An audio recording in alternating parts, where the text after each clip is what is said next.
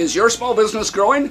That's the question we ask and answer right here on the Grow Your Biz Show. This is the place where I interview entrepreneurs and wannabe entrepreneurs who want to get started or just grow their businesses. And I'm Paul Madsen, and this is yet another episode of the Grow Your Biz Show. And I am very excited because we're filming outdoors, John. I'm with John Cry, and we are filming up north in Wisconsin today, on location, you might say, in the beautiful outdoor setting, and I hope you enjoy that. John, welcome to the program. Thank you for having me. Yeah, glad you're here. Glad you're here. I'm glad to be here. Yes. We had a great day out in the water yesterday, and it's just good to visit Wisconsin. So John is I've known John all his life, and he is a creative spirit. So this show today is going to be focused on the idea of a side hustle and the idea of how to find and harvest and bring forth your ideas, because John has done that many times, right? Yes. Many times. Well, John, tell us a little bit of background, where you grew up and where you went to college. Yes, so my name is John Cry. I grew up in Hudson, Wisconsin, went to college at Iowa State University, down in Ames, Go Iowa. Cyclones, Yes, yeah. Go Cyclones. Right. And studied child, adult, and family services there. Okay. And moved back north after I graduated there in the fall, and now am working for a university up here in Wisconsin. And what is your role with the university? Yes, I work in admissions, so I coordinate all of our visit programs for the university. For prospective students? Yes. Great, and it's a busy 5,000-6,000 person university, Yes. and so there's all sorts of students coming all the time. Exactly, very busy job, and I'm loving it. And you coordinate the staff to do the visits, and you can't possibly host all those kids, right? Right, I coordinate the staff, I supervise our student tour guides, and have been really enjoying it so far. Great. Well, this show is about marketing one's skills. What skills do you think, John, your then prospective boss saw in you that made him or her hire you? Yes. I would say a couple come to mind. Communication would be one of the biggest ones, and leadership as well. So Okay. as I was an undergrad at Iowa State, I was a tour guide and found some leadership positions there that helped me gain those skills. Had some great supervisors that I was able to watch and learn from Wonderful. them. You had some experience going Yes. into it, and they found your communication abilities early on, and they put you into that role, and you had a success. And even though it was part-time, it was still experience. So Right. when you went into the job market, boom, the rest is history, right? Use that to my advantage, and the rest is history. Oh, that's awesome. Now, in case there are maybe younger people watching who are in a situation where they, oh, I don't know what to major in, or if I major in this, I'll never get a job in that. What do you have as advice for them? Because you're sort of in the family services, human services area in your work, but you're sort of not too. I mean, Right. What do you think about people who say, well, I don't know what to major in, or I don't know what I'm going to do the rest of my life? Yes. What did you find as far as that kind of a transition? That's a great question, and Thank you. I think a lot of students, prospective students and families are just completely unsure. I see it all the time, families coming and visiting and not sure what they want to go into. You're 18 years old. How are you going to know what you want to do the rest of your life? Right, exactly. And I thought knew what I wanted to do when I was going into college. I thought I was going to be an architect, but my mind changed after a year, so I would definitely say keep your options open. Sure. Put your feet into the shoes as well as advice I would give. Go out there and try something. Try some different things. Yeah, that's quite a stretch from architect to Right. ministry to admissions, and Yes. you bounced on a couple of things. Right. I think the key lesson here, and it's always true, I see it whenever I talk to people, is try stuff. Yes. Get out there and do stuff. Would you agree with that? Exactly. Yep. I never would have had this job. I never expected to work at a university until when I was in an undergrad. I received an email to become a tour guide, and I interviewed for it, got it, and then I worked my way up in that position. I became an employee of the admissions office as well, and now I'm full-time in admissions at another university. And you could have a career there, or you could go different directions later. You're keeping your options open. Absolutely, yes. That's what we all do. I'm a little bit older than John, and I'm keeping my options open too. I think it's important for all of us as we navigate that whole world of occupation and work and all that. Well, speaking of occupation, John has that obviously as a full-time job, Yes. and it's a good one for him. It's a perfect fit for his skills and interests, I'm sure. And also, why John is here is because the ideas. I've known John, like I said, a long time, and the bottom line is he's always got something cooking. We're about here, John, is helping people to jump in, start their own businesses, figure out what businesses to do, how to refine and sell their businesses and their items. And you've done that several times as a side hustle, correct? Yes. Well, tell us maybe one of your earliest and your first ones. Yes, absolutely. So photography for me has always been a hobby. It started when I was quite young. I had some family members, friends who were very interested in photography, so I started with a little point-and-shoot camera, worked my way up to... How old? I was probably, 9, 10 years old when I started, just pointing and clicking around, and started learning. I've actually had no professional learning. Training, right? No Right. training, Yeah. yes, but have learned from friends, from relatives. Online I've learned a lot as well, so I've picked it up over the years, and then actually started a business about 5 years ago. Yeah. And what's it called? Yes, so JK Photography. Okay. I shoot weddings, portraits, senior photos, families, events, things like that. So that's been kind of a side hobby. In addition to that, I've done some different... Hold on. I got to drill down on that a little Okay, bit. okay. Just gloss over the top. You can't get away with that. Okay. And we'll have the Facebook page on the credits, so we can go into that there at that time. You never really went into the photography thing thinking this is going to be a full-time business, did you? I did not. Yeah, No, it's always a hobby. It's been a hobby. Always a little side income earner Right, for you. exactly. Not always, but what was your very first paid photography gig? Yeah, I think it was a couple friends of mine when I was in high school. Went out to just a local park and took some photos of them, and I think they paid me $20 for it. So my son has done that, and Yes. I don't think they paid him. I got to talk to him about that. They paid you. Well, you're a professional photographer, Right. All right. Well, Right. That's awesome. Well, then it's as easy to get started as that. And how did it escalate from there to getting? I mean, I think you told me you've had up to 10 or 12 gigs a year Yes. of paid side business photography. Right, absolutely. How did you? How much work did you put into marketing that versus just being a nice guy that everybody referred? And tell us about the process. I definitely, as I got more serious about it, really did some more learning and watched others do similar ventures. I really used my resources, so family, friends who could share even Facebook posts using social media to market myself was sure, of course. very Right, large. right. And how many friends do you have on Facebook, for instance? I think 1,000 on Facebook, maybe. It's gregarious, and if you're more of an introvert, it doesn't hurt to click. You Yes. just keep clicking, right? Right, exactly. And Instagram has been very huge as well. Have had several friends kind of growing up in this age of Instagram just booming. Yeah. So that's been something I've used to my advantage as well. Just something that's come relatively easy for me Right. to learn, to pick it up, but watching how other photographers I'm going to stop you on Instagram because I do want to talk about that with the magazine and a little bit more of a how-to session. Sure. Back to the biological, biographical, biographical part. So you've got more and more friends referring, more people found you on Instagram. Yes. Tell us about a time when a cold contact, if there was any, found you on Instagram, Facebook, whatever, and acquired your services. Sure, absolutely. I've had several just message me through Facebook or Instagram. They've seen other friends of theirs, or even through word of mouth, post about me or talk about me, and so they've sent me a message. The beauty of social media, right? Exactly. It's very social in your case. And I've experienced that quite a bit, especially through Instagram. Well, tell us. I know a lot of people, seniors, people who did not grow up with Instagram, did not grow up with Facebook, and are maybe a little more cautious about it. They don't plan to get to be a search engine optimization guru. They don't want to be. They do want to maybe sell some pictures on the side. I mean, tell us about what you did that wasn't that. I mean, you did how much marketing, what did you do that worked? Sure, yeah. A lot of word of mouth, I would say. Using friends, even just small referral services, I would give discounts to friends who would refer me my services to others. So it builds momentum, right? Exactly, builds momentum, especially in the hometown. I kind of stayed within the hometown area, which was nice. Start with your church, your neighbors, your friends, your family, right? Exactly, and they all know people. Word grows from there. Sure, so that's awesome. So if you're interested in something like photography, getting paid for it, first of all, be good. Yeah. I've seen his work. He's good. Okay, and you can see his work too on Facebook and so on. And branch out and go from there, right? And so you don't have to be this technical guru, right?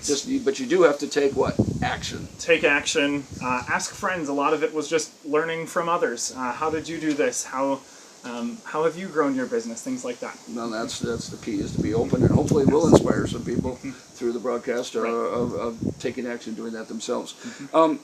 You've done anything more about your photography business? You've built that, you've grown that, is it mostly weddings and senior portraits and things like that? Yes, I would say most popular would be senior photos and couples. It's nice to get repeat customers as well. A lot of the couples that I do are seniors that I'll do. Eventually, I've gone on to shoot their weddings as well. Well, that's wonderful. Yes, and Never building thought of that, yeah. right, building partnerships within the community too. I've had second photographers too that I've Awesome. known and used together. Sure. So giving benefit to the customer, but building relationships with myself and my own business. Well, as we wrap up that segment, what advice do you have for the budding entrepreneurial photographer who says, I just want to earn some side business as a photographer? What should they do first? Yeah, that's a great question. I would say, use your resources, look to others for inspiration, because there's a lot of photographers, especially out there. But even with any business, there's a lot of people with the internet. You can find all kinds of blogs and posts and YouTube videos about basically any kind of business you want to start. So I would say go there. That's really where I learned a lot of tips and tricks, even for photography. Well, that's it. I've seen articles that say is a certain kind of college programs dead with all the advent of information. There's certainly no shortage of information out there, and so you did a lot of self-teaching and things like that. Exactly. Yes. Well, that's terrific, and so I mean, what's nice about it is, as you headed a new phase of your life here with career and all those other important things, you can turn that on or off as you want, right? Yes, exactly. And that's a nice side hustle, business. So that's the beautiful part about having a side hustle is you're in charge. You have your day job, and you can go with it, run with it as hard or as soft as you want. Exactly. I've been able to now choose if I want to do it, every weekend, or if I just do it here and there a month or two. So that's awesome, and it's nice to have that day job to be able to do that in the meantime. Right. I think I see that too sometimes when people want to say, "Well, I want to start a business." Well, that's fine, but you have to be sure you're assuring some form of steady income while you start that business. I've seen people say, "Oh well, I'm going to start this business, and I'm going to do this, and this, and then in month 3 I'm going to have this revenue, and in month 5 or 6 I'm going to have this revenue," and they jump in and they don't have those, and they said often projections are just too rosy, is what I'm saying. The real world is a little hard when you're trying to live on your own by making that. Right. Yeah, absolutely. So, have a side hustle, but also have a main hustle or some way of assured program. We talk about that when we do my class and my seminars, and about, if you're struggling to know where you're going to eat, well, that's hard to focus on starting a new business then. Right. So do it smart, do it well, like you have. Tell us about some of the other successes you've had with photography here.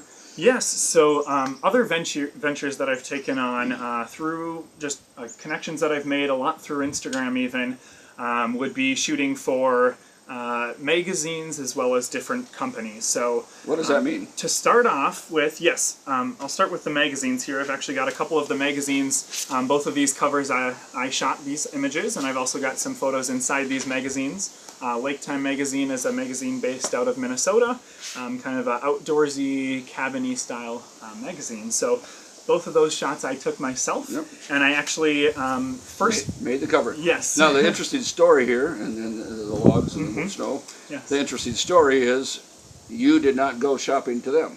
Right. So they found me. So I'll tell you a little bit about that actually. Yeah. So through my Instagram, so I've grown my personal Instagram account to several thousand followers. Been featured on some of the largest pages, photography pages on Instagram. And how did you do that? So I started small. Quick, in 1 second. Yes. 30 seconds. Tell us how you did 5 years of that in 30 seconds. Right, great question. Started small. I had no ambitions of doing, I never thought I would be on a magazine cover or being posted by large companies, Instagram pages, but really started small and found my niche in photography, first of all. So my style of photography is focused mostly on outdoors, landscape photography, like we're outdoors right now. So I found that niche and really focused in on that. So I found a certain style of photography that I will post about, and then also started reaching out to companies. So for some of the different companies that I've worked with, I have actually reached out to them to do collaborations. I've been brand ambassadors for some companies, and I'll get into that in a little bit. But as far as these magazines were going, we were talking about, you were saying that I actually didn't reach out. They reached out to me. So did you do anything to posture yourself? And I'm not an Instagram person. I want to be. I just haven't become one yet. Did you do anything on Instagram to position yourself? I mean, maybe you had never even heard of this magazine. Who knows? But did you position yourself hoping someone would find you? I mean, that's the point of being found on Instagram. But what did you do to help that process? Sure. So I would go to certain companies' sites like these, their Instagram pages and websites, see what kind of content they were sharing, and actually did try and share some similar styles of photography and styles of images on there, as well as using things like hashtags and locations. You can use those to your benefits. Right. More all that stuff I don't understand. Right. So if you're using certain hashtags, more people can come across those photos. You might have a chance to be featured. If I understand the hashtag, they are to help you get into a group or a niche or to be found in that category. Right. People can search for a certain hashtag such as the great outdoors, and folks who are interested in the outdoors can go search that, or companies maybe, and look for photographers there. So I'm kind of position myself that way, use those strategies, which I had seen from other photographers on Instagram, and it worked for me. So yes, this company, so they found you. Lake Time Magazine reached out and said, we're actually really love your photography, interested in potentially using your photos for a cover of our magazine. And they actually did choose the cover, so use that one. Twice, not once. Yes, so not just a fluke. The spring 2018 issue and the winter 2018 issue, they chose those photos. What came? There's show the inside photo on that one. It won't come off very well on camera, but will inspire people to get a copy of Lake Magazine. Right. Lake Time Magazine. There's more than just a cover magazine, and again, they found John. He's got and again, this won't show up very well, but indoor cabin, like you said, you call it cabinet, and that's it. And so more photography other than just the cover. They found you. They asked permission. What else? What's in it for you other than the exposure? Yes, exactly. So a lot of great exposure from these magazines. It's funny. I've been as I've traveled around the States and around. I've seen some of my own magazine photos in different shelves around. No way. For instance, where and what? That's awesome. Yeah, at a ski resort up in northern Minnesota, I saw one, and then I had a friend send me a picture. I think this is a magazine, or what did you see? I mean, they saw a magazine. Oh, this magazine. Yes, in another store. So they're in some Walmarts, they're in Barnes and Nobles around the States. So that's pretty cool. Right. But also have just built a really great collaboration with the company. So any company that I've collaborated with, I really strive to build a relationship. Well, that's I think the key. I mean, we were talking about how to build the photography business. One of the big summaries there is act and network. Yes. And I think John's a good example of networking beyond the sale. I mean, this could be just a one-time sale, but guess what? They're going to be. This is from what month? March of 17, and guess what? They're going to be in business in March of 2020, they hope. And what are they going to need in their magazine then? More pictures. Exactly. And so, don't look at things as a one-time sale. Look at them as something you can continue to run with. Exactly. And what else, how are you doing that with them? Yes, so absolutely. So when this started, again, I wanted to build that relationship just like any company I've worked with. So talking with the owners of the magazines, and before I actually committed to allow them to have my photo on the magazine, I actually did some researching of their company, made sure it aligned with my personal brand and my mission as well, and this one really did. So that's something I really try and strive for, is aligning companies that I work with my own personal brand.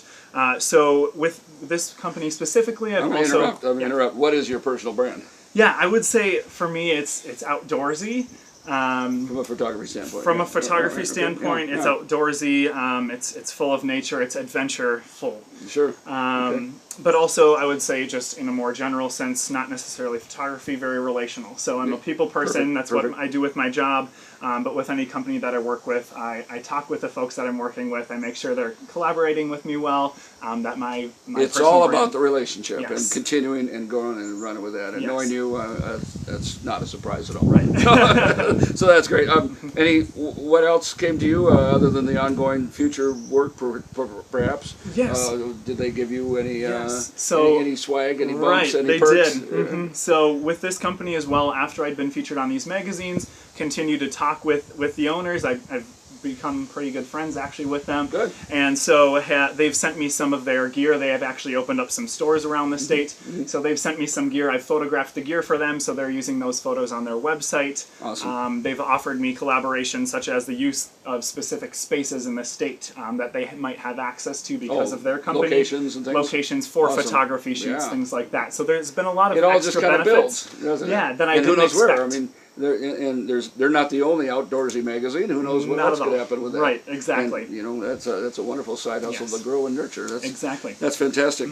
Speaking of the little perks that they give you, you formed a group while a student in Iowa. Yes. And grew that from non-existent to something. Tell us Yes. more about that. Yes, so a couple of good friends of mine in Iowa, also photographers, decided to start an organization for photographers in the state of Iowa to collaborate with each other. Again, we wanted to create a community of folks who enjoy the same things. And they were from all over the state. So they were from all over the state. Social media Yes. united everybody. Social media was the thing that brought us together, actually. right. So we would follow each other on social media, we'd comment on each other's photos, see each other's photos, and we decided how cool would it be, we've almost become friends on social media but have never met, how cool would it be to come together? So I actually organized the event. We had over 50 people from around the state of Iowa come together at one location. I coordinated with a couple different organizations to bring sponsors in, promoted it. We actually grew our that specific account on Instagram. It was called Exploring Iowa. To over 5,000 followers, so it was pretty big 5,000? in Iowa. Yes. And over how long a period of time? Yeah, so we did it for a couple years actually. So I think it was about 2 years that we did it. Had Well, several different I'm events. guessing that each of those photographers, each of those people brought their groups together, and they go and do their groups. I mean, Exactly. the ripple in the lake is the good analogy here, right? Right, totally. We didn't expect to have that many people invested either. We started it just on campus. Actually, a funny story. We started that idea on campus at Iowa State. We had 4 people to our first meeting come together, and 3 of us were the co-founders of Exploring Iowa. So we had one other member, but through the use of social media, through our connections, it exploded. Yeah, So that's awesome. And so these sponsors, I mean, this is a show about growing your business. Yes. I mean, again, people wanting to form a group or form a business, Yes. you know, what'd you get? To be quite blunt. Right. I mean, what did that mean in real form? Sure. So to start off, we decided to have sponsors because we thought it would bring more folks to the event at first. We weren't even sure if we would have any, but really we asked and they came. So that's, I think, one piece of advice I'd like to share with the viewers as well is you never know what you're going to get if you don't ask. You better ask, yeah. So we reached out to a few different companies. We reached out to a hammock company. They provided several hammocks, big in the outdoorsy world, of course, Sure. to give away. And then a company also in Iowa that's kind of just an outdoorsy store. So they provided several T-shirts, water bottles, backpacks, gift cards for their store. And again, we were just 4 college And students. you created something from nothing just Yes. because of your united interest, and then all of a sudden, what's nice here to think about is they are something. They are an entity. They're an organization, and an organization that other organizations want to tap into and expand their name and their mission. Exactly. So it kind of just builds, doesn't it? Exactly. We helped From them what? build- From the idea. Yes. This is the idea show this week, and so John had an idea. He ran with more than one. He had Yes. the idea and ran with it, and ends up with the companies saying, "Can we give you things?" Yes, for free. That's it, for free. Yeah, good point on that. Let's see. We talked about Exploring Iowa. We talked about it. Last couple minutes, John.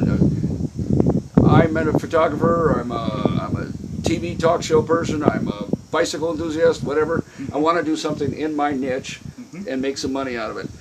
What's your best advice for Instagram use? How to make something roll with that? Sure. Because I think you clearly have done that. When you're the Exploring Iowa, was that mostly Instagram? Or Yes, is that, okay. mostly Instagram. Okay. So do a 30-second tutorial Sure. where to take wannabe entrepreneurs, Yes. side hustle people with Instagram. yes, I would say a couple things. Start small and ask. So what I mean by start small is reach out to local companies. Maybe your hometown has a small company you know the owner or things like that. If you are just starting up, use your connections. Start with those small businesses. I'm not going to go right now to reach out to Cabela's and they're going to send me a bunch of free stuff, but you never know. Maybe. Yeah, but right. we started reaching out to smaller organizations. They're probably more likely to say yes. And then you can get access to the people who are in charge Yes. much easier in the smaller ones. Exactly. And then ask was my second Right. point. Through Instagram, really, I've done it before. Not everyone's going to just be contacted to be on the cover of a magazine. Right. So I would say reach out to several companies. Instagram's a great way to find a company that might, fulfill the mission of your personal brand and align the mission with yourself. So find those places on Instagram. Send them a quick message. A lot of times you'll be surprised with the messages that you get back. And I think that says it all. I think that starts the partnership. Perfect, and wraps it up. Any last words of wisdom? I think you already said it. Start small, act niche oriented, and anything else? I would just say use your connections. Truly reach out to those businesses, the people in your community, the friendships that you've made. You never know how that might grow, and yeah, it doesn't hurt to ask. Perfect. And I'm going to piggyback on your very philosophy to wrap up the show when talking about next Saturday, September 22, through Metropolitan Community College. I'm teaching a course on exploiting your niche, and exploiting is a good word in a good way. The cover looks like this of the catalog. You probably got one in the mail, and if not, you can see the credits, how to register for. It's called Pitch and Grow Rich in Your Niche. And like John knew his brand was outdoors, and I'm helping people at that course to really figure out and fine-tune what their message is, what their brand is, and I want John to come teach the class with me. John, you've been great. Thank you for joining us. I appreciate the studio here, the open-air studio, complete with the bugs. Right. And thanks for coming, and we will, any last messages? Well, thank you for having me. I appreciate it. Great. Well, we'll see you on the next episode of the Grow Your Biz Show. Thanks for joining us.